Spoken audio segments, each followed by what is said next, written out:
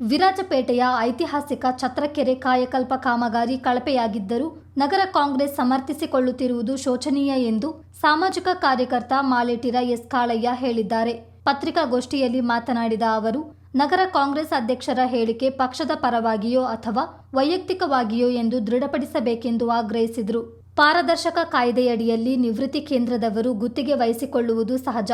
ಆದರೆ ನಿರ್ಮಿತಿಯೇ ಬೇರೊಬ್ಬರಿಗೆ ಉಪಗುತ್ತಿಗೆ ನೀಡುವುದು ಸರಿಯೇ ಎಂಬುದನ್ನು ಸ್ಪಷ್ಟಪಡಿಸಬೇಕು. ಛತ್ರಕೆರೆಯಲ್ಲಿ ಕಲ್ಲು ಕುಸಿತಕ್ಕೆ ಸಂಬಂಧಿಸಿದಂತೆ ಹೇಳಿಕೆ ನೀಡಿರುವವರ ಪಾತ್ರ ಏನು ಎಂಬುದನ್ನು ಸಾರ್ವಜನಿಕರಿಗೆ ತಿಳಿಸಬೇಕೆಂದು ಕಾಳಯ್ಯ ಆಗ್ರಹಿಸಿದರು. ಛತ್ರಕೆರೆ ಕಾಮಗಾರಿಯಲ್ಲಿ ಕಲ್ಲು ಜಾರಿದನ್ನು ಸಾರ್ವಜನಿಕರಿಗೆ ಎಲ್ಲ ತಿಳಿದಿದೆ. ಇದರ ಬಗ್ಗೆ ಅಪಸ್ವರಗಳು ಇದೆ. ಅದೇ ರೀತಿ ಅದನ್ನು ಕಾಂಗ್ರೆಸ್ ನಗರ ಅಧ್ಯಕ್ಷರು ಸಮರ್ಥನೆ ಮಾಡಿಕೊಂಡಿದ್ದಾರೆ. ಇವರ ಈ ಹೇಳಿದ ಹೇಳಿಕೆ ಪಕ್ಷದ ಪರವಾಗಿಯೋ ಅಥವಾ ವೈಯಕ್ತಿಕ ಹೇಳಿಕೆಯೋ ಎಂದು ತಿಳಿಸಬೇಕು. ಪಾರದರ್ಶಕ ಕಾಯ್ದೆ ಅಡಿಯಲ್ಲಿ ನಿರ್ಮಿತ ಕೇಂದ್ರಕ್ಕೆ ಟೆಂಡರ್ ವಿನಾಯಿತಿ ನೀಡಿ ಗುತ್ತಿಗೆ ಕೊಡುವುದು ಸಾಮಾನ್ಯ. ಆದರೆ ಅದನ್ನು ಬೇರೆಯವರಿಗೆ, ಖಾಸಗಿ ವ್ಯಕ್ತಿಗಳಿಗೆ ಉಪಗುತ್ತಿಗೆ ಕೊಡಲು ಕಾನೂನಿನಲ್ಲಿ ಅವಕಾಶ ಇದೆಯೇ? ಇದನ್ನು ನಮಗೆ ತಿಳಿಸಬೇಕು. ಈ ಹೇಳಿಕೆ ಕೊಟ್ಟಂತಹ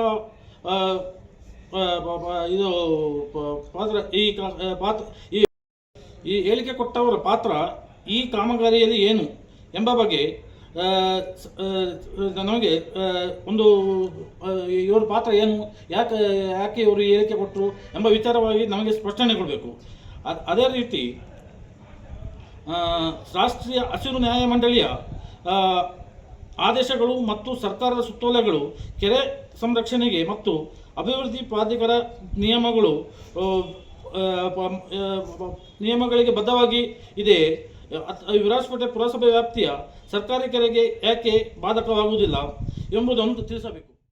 ಸೇವ್ ಕಾವೇರಿ ಪ್ರತಿನಿಧಿ ಶರತ್ ಸೋಮಯ್ಯ ಮಾತನಾಡಿ, ಅಧಿಕಾರಿಗಳು ಕೆರೆಕಟ್ಟೆ ಅಭಿವೃದ್ಧಿಪಡಿಸುವ ವಿಚಾರದಲ್ಲಿ ಪಾರದರ್ಶಕತೆ ಕೊರತೆ ಎದ್ದು ಕಾಣುತ್ತಿದ್ದು, ಕೂಡಲೇ ಕ್ಷೇತ್ರದ ಶಾಸಕರು ಅಧಿಕಾರಿಗಳಿಗೆ ನಿರ್ದೇಶನ ನೀಡಿ ನಿಯಮ ಪ್ರಕಾರ ಕಾಮಗಾರಿ ನಡೆಸಲು ಸೂಚಿಸಬೇಕೆಂದು ಹೇಳಿದರು. ನಿಮಗೆಲ್ಲರಿಗೂ ತಿಳಿದಿರುವ ಹಾಗೆ ಕೆರೆಯ ಬಗ್ಗೆ ಮಾಹಿತಿ ಎಲ್ಲರಿಗೂ ತಿಳಿದಿದೆ. ಇದರಲ್ಲಿ ಅಧಿಕಾರಿಗಳಿಗೆ ಕಾನೂನಿನ ಕೊರತೆ ಕಂಡು ಬರುತ್ತಿದೆ. ನಮ್ಮ MLA ಅವರು ಕರ್ನಾಟಕ ರಾಜ್ಯ ಮುಖ್ಯಮಂತ್ರಿಗಳ ಕಾನೂನು ಸಲಹೆಗಾರರಾಗಿರೋದ್ರಿಂದ ಅವರು ಈ ವಿಚಾರದಲ್ಲಿ ಇದರ ಬಗ್ಗೆ ಮಾಹಿತಿಯನ್ನು ಕಲೆ ಹಾಕಿ ಅಧಿಕಾರಿಗಳಿಗೆ ತಿಳುವಳಿಕೆ ನೀಡುವಂತೆ ನಾವು ಕೋರುತ್ತೇವೆ. ಐತಿಹಾಸಿಕ ಛತ್ರಕೆರೆಯ ದುರಸ್ತಿ ಕಾಮಗಾರಿ ಕಳಪೆಯಾಗಿರುವುದು ಈಗಾಗಲೇ ಜಗಜ್ಜಾಹೀರಾಗಿದೆ ಎಂದು ಸಾಮಾಜಿಕ ಹೋರಾಟಗಾರ ಹಾಗೂ ದಲಿತ ಮುಖಂಡ ಸತೀಶ್ ಹೇಳಿದರು. ಕಳಪೆ ಕಾಮಗಾರಿ ಬಗ್ಗೆ ಪ್ರಸ್ತಾಪಿಸಿ ಸಾರ್ವಜನಿಕರ ಮುಂದಿಟ್ಟರೆ ಪಟ್ಟಣ ಪಂಚಾಯಿತಿಯ ಕೆಲವು ಸದಸ್ಯರು ಧಮಕಿ ಹಾಕುವ ಕೆಲಸ ಮಾಡ್ತಿದ್ದಾರೆ ಎಂದು ಅವರು ಗಂಭೀರ ಆರೋಪ ಮಾಡಿದರು. ಶಾಸಕರು ಸಂಬಂಧಿಸಿದವರಿಗೆ ಬುದ್ಧಿವಾದ ಹೇಳಬೇಕು. ಇಂಥ ವರ್ತನೆಗಳು ಮುಂದುವರೆದರೆ ಸಂಘ ಸಂಸ್ಥೆಗಳನ್ನು ಒಗ್ಗೂಡಿಸಿ ಪ್ರತಿಭಟನೆ ಮಾಡಲಾಗುವುದು ಎಂದು ಅವರು ಎಚ್ಚರಿಸಿದರು. ಈಗಾಗಲೇ ವಿರಾಜಪೇಟೆ ಪಟ್ಟಣ ಪಂಚಾಯಿತಿ ವ್ಯಾಪ್ತಿಯಲ್ಲಿ ಐತಿಹಾಸಿಕ ಛತ್ರಕೆರೆಯ ಕಾಮಗಾರಿ ಅಲ್ಲಿಯ ಕಾಮಗಾರಿಯಲ್ಲಿ ಕಲ್ಲುಗಳು ಕುಸಿತಗೊಂಡು ಈಗಾಗಲೇ ಸರ್ಕಾರದ ಕಳಪೆ ಕಾಮಗಾರಿ ಜನರಿಗೆ ಮತ್ತು ಜಗಜಾಹೀರಾತಾಗಿದೆ.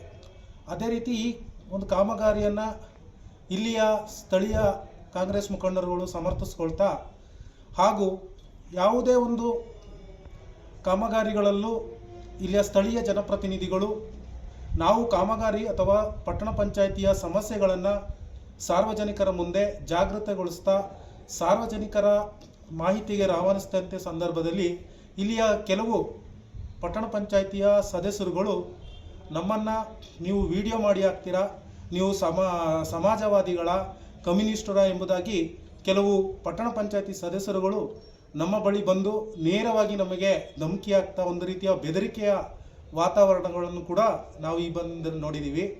ಆದ್ದರಿಂದ ಇಂಥ ಒಂದು ಗೌರವಾನ್ವಿತ MLA ಅವರು ಈ ಒಂದು ಪಟ್ಟಣ ಪಂಚಾಯಿತಿಯ ಸದಸ್ಯರ ವಿರುದ್ಧ ಅವರ ಏನು ಎಲ್ಲ ಕಾಮಗಾರಿಗಳಲ್ಲಿ ಕೆಲವು ಬೆರಳೆಣಿಕೆ ಸದಸ್ಯರುಗಳು ಪ್ರವೇಶಿಸಿ ಧಮಕಿ ಆಗ್ತಿರ್ತಕ್ಕಂಥ ಹೋರಾಟಗಾರರನ್ನು ಒಂದರ ಬಗ್ಗು ಬಡಿತಕ್ಕಂಥ ಕೆಲಸವನ್ನು ಮಾಡ್ತಾಯಿದ್ದಾರೆ. ಅವರಿಗೆ ತಮ್ಮ ಕಾಂಗ್ರೆಸ್ನ ಎಲ್ಲ ಸದಸ್ಯರುಗಳಿಗೆ ಗೌರವಾನ್ವಿತ MLA ಅವರು ಕರೆದು ಬುದ್ಧಿಮಾತು ಹೇಳಬೇಕು.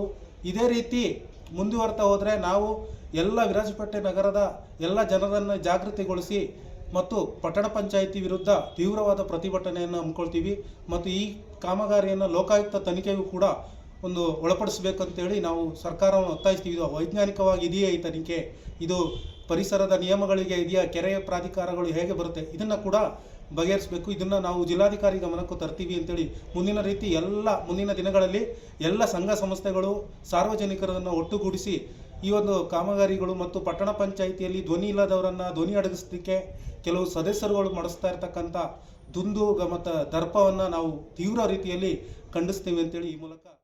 ಒಟ್ನಲ್ಲಿ ವಿರಾಜಪೇಟೆಯ ಛತ್ರಕೆರೆ ಅಭಿವೃದ್ಧಿ ಕಾಮಗಾರಿ ಇದೀಗ ರಾಜಕೀಯ ಚಕಮಕಿಗೂ ಕಾರಣವಾಗಿರೋದಂತೂ ಸತ್ಯ.